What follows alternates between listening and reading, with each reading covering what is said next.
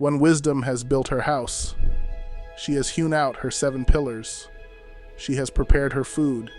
She has mixed her wine. She has also set her table. She has sent out her maidens. She calls from the tops of the heights of the city. Whoever is naive, let him turn in here.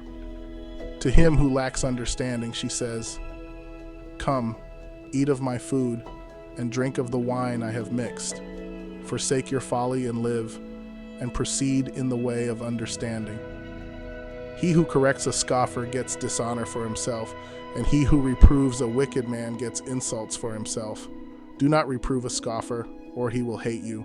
Reprove a wise man, and he will love you. Give instruction to a wise man, and he will be still wiser.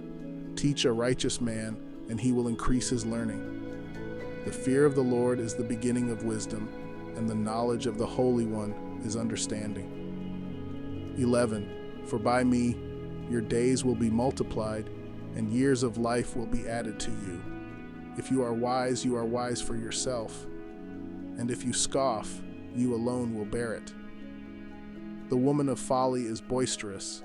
She is naive and knows nothing. She sits at the doorway of her house, on a seat by the high places of the city, calling to those who pass by, who are making their paths straight. Whoever is naive, let him turn in here. And to him who lacks understanding, she says, stolen water is sweet, and bread eaten in secret is pleasant. But he does not know that the dead are there, that her guests are in the depths of Sheol.